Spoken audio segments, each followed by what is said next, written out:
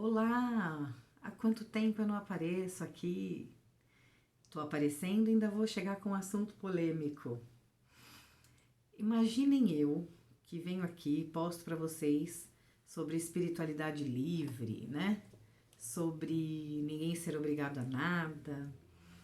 E aí, de repente, eu tô no TikTok e me deparo com um vídeo de uma moça que ela está, assim, ela quis dizer que ela está iniciando, que ela está começando, mas ela não faz parte de casa nenhuma. Então ela estava como visitante numa casa, numa umbanda, e aí ela sentiu assim muito forte a energia, e era trabalho de linha de esquerda, e ela recebeu a linha de esquerda dela todinha na assistência. E que aí a entidade chefe queria muito conversar com ela. Enfim, acho que conversou, acho que deu certo. E a entidade chefe disse que ela tinha que trabalhar, mas ela tinha que trabalhar lá, naquela casa. E falou os outros argumentos que quis e que não quis e tudo mais. E aí fiquei eu pensando, então, se eu que já sou totalmente avessa a gente ser obrigado a alguma coisa, já começa por aí. E ainda a entidade dizer que ela é obrigada a trabalhar lá, naquela casa, que ela tem que desenvolver e tem que trabalhar lá. Então vamos lá, por partes. Primeiro que ninguém é obrigado a nada. Segundo que tudo bem, ela teve o chamado da mediunidade, as entidades dela já estão vindo, então ela é uma pessoa, uma forte candidata aí, convidada a desenvolver. Ok. Mas assim, ela ser obrigada a desenvolver naquela casa já é um pouco demais para minha cabeça, né? Bom, eu já contei aqui, quem já assistiu os outros vídeos já sabe. Eu venho de uma casa que era uma casa antiga, uma casa muito séria, que já trabalhava com banda há mais de 45 anos. E assim, tá bom, cada casa é uma casa, cada um mexe a sua panela com a sua colher, ok. Não é isso que eu tô questionando. Mas existem alguns protocolos, algumas coisas, como eu sempre falei, que são assim, gerais, né? Então você vai numa Umbanda, tem que cantar o hino da Umbanda. Se cantou o hino da Umbanda, é Umbanda. Você vai numa Umbanda, existe a defumação, existe despachar Exu lá na rua, uma série de protocolos. E existe a ética, né? Então, assim, eu não posso chegar, meu guia, e falar para uma pessoa, não, você tem que vestir o branco, você tem que frequentar esta casa. Gente, não existe isso. E lá, todas as entidades, quando conversavam com alguém e viam que essa pessoa era médium, que essa pessoa precisava desenvolver, precisava trabalhar, sempre orientaram. Você precisa entrar numa casa, você precisa trabalhar, você precisa desenvolver, mas você escolhe qual casa mais lhe agrada, onde você se sente melhor. Porque eu também sempre ouvi dizer, não posso dizer aqui se é verdade, nem tô dizendo que a casa que eu me iniciei é a verdade absoluta, mas eu digo assim, a gente tem que, a gente escutava que os nossos guias também escolhem a casa, nossos guias também procuram. Aí muitas pessoas fazem a seguinte pergunta, então, mas eu entrei naquela casa, depois de alguns anos eu vi que não era nada daquilo e me decepcionei e acabei saindo. Gente, ok. E existe um período ali todo de desenvolvimento, de aprendizado. De repente era para você estar naquela casa. Era para você conhecer aquele lugar, você aprender naquele lugar, você conhecer aquelas pessoas, você vivenciar a experiência daquela casa, por algum motivo, que às vezes a gente não sabe e vai entender muito lá na frente se chegar a entender um dia. O que a gente tem que ter é discernimento, né? De que nós estamos em uma casa que é séria, de que nós estamos em uma casa que não venha com papagaiada, sabe? Eu não quero queimar nada nem ninguém, mas assim, com exigências meio absurdas, uma casa que realmente tenha essa coisa assim bem certinha, que Umbanda é Umbanda, Candomblé é Candomblé, não faça mistureba, sabe? Com relação a preceitos, com relação a uma porção de coisa. Então, Quando a gente está começando, a gente se encanta por uma casa, a gente se encanta por aquele lugar, pelos dirigentes, pelos guias-chefes. E aí a gente tem aquilo como a verdade absoluta de tudo, né? Mas a gente tem que ter um pouco de noção, um pouco de discernimento. Para tudo que a gente vai fazer hoje, a gente pesquisa, a gente conversa com pessoas, vê a experiência de outras pessoas, né? Troca informações e experiências. E eu acho que com relação à espiritualidade não é diferente, né? Se de repente você estiver conversando com alguém que também seja da espiritualidade, você comenta alguma coisa e a pessoa fala, não, mas não é assim, ou não é só dessa forma, existe isso, isso e isso, tem outros caminhos, né? Como eu conheço muitas casas, vou dar um exemplo aqui só, prático. Ah, sua casa toca para caboclo? Toca.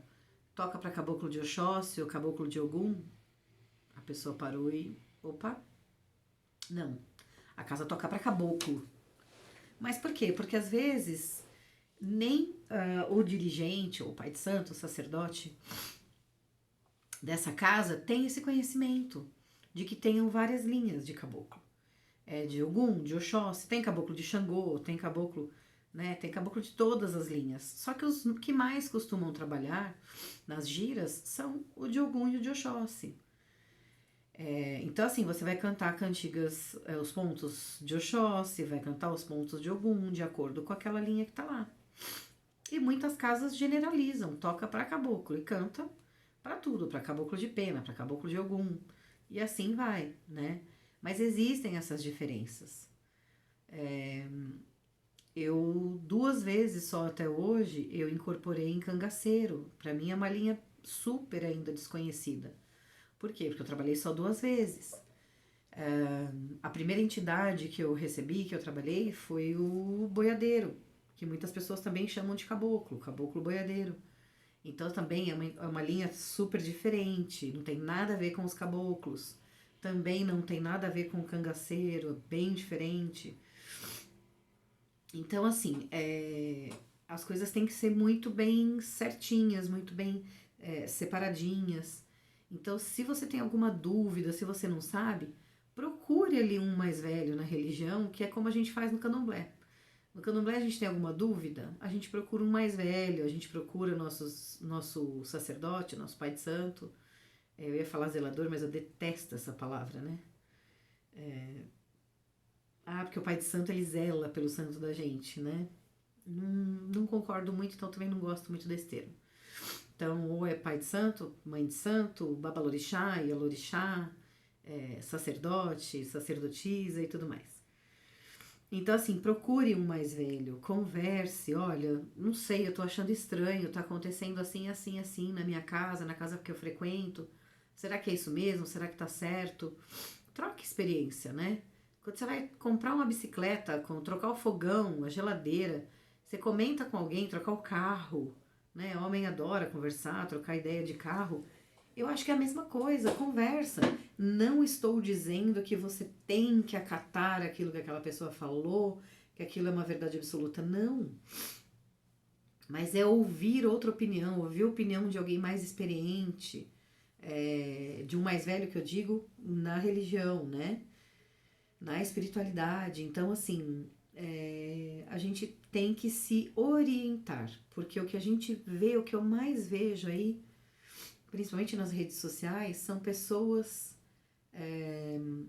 transmitindo, falando coisas que você percebe que não tem assim muito conhecimento, né? Como essa semana eu queria vir aqui no YouTube para poder postar sobre isso. Como que é na casa de vocês, né? Se isso já teve um ensinamento ou não. Eu tive um ensinamento quando entrei na Umbanda que a gente deve ir a funerais de branco, né? Enquanto as pessoas vão todas de preto, nós das religiões de matriz africana, espiritualistas, vamos de branco. Mas por que você vai de branco? Porque você é espírita? Não, não é só essa a resposta. O branco simboliza a paz, né? O branco simboliza a luz, a tranquilidade. E nesse momento, o que a gente quer? A gente quer que os espíritos de luz, os nossos irmãos, né, de luz, eles venham resgatar essa pessoa que fez esse desencarne, que fez a passagem, principalmente se ela estava doente, se ela precisava de tratamento. Então a gente quer transmitir essa luz, essa paz, essa tranquilidade. E o preto, que é uma cor que traz essa força, traz essa imponência, não é o lugar mais apropriado num funeral, né? Porque é uma cor também de bloqueio, você acaba bloqueando, né? Esses irmãos de luz, você acaba bloqueando essa paz, essa tranquilidade que a gente quer que passe para aquele irmão nosso que desencarnou. Então, é assim, é passar a pensar de uma forma com mais lógica, né? Isso que a espiritualidade convida a gente, a pensar com mais lógica. Então é isso. Contem aí nos comentários se na casa de vocês também tem esse ensinamento ou não. Eu vejo que muita gente da religião não tem esse ensinamento e usa o preto porque culturalmente o preto simboliza o luto. Só que também a pessoa usa o preto porque é o luto, mas usa ali só na hora do funeral, só no dia e acabou. Né? Se fosse para seguir culturalmente o luto, não era só aquelas horas ou só aquele dia, né? Existe um período aí cultural, né? Os países asiáticos, assim, a Índia, o Japão, eu não vou lembrar agora todos, mas alguns países têm esse hábito de ir a funerais de branco, justamente por isso também, né? Então a gente tem que procurar se informar, a gente tem que procurar aprender, evoluir cada vez mais, né? E é por isso que eu venho aqui. Sei que estou demorando muito para fazer os vídeos, mas peço a ajuda de vocês aí, se inscrevendo, curtindo, compartilhando e me ajudando para o canal crescer cada vez mais e eu trazer cada vez mais coisa legal aqui, tá bom? Um grande beijo e muito obrigado por me acompanhar. Beijo!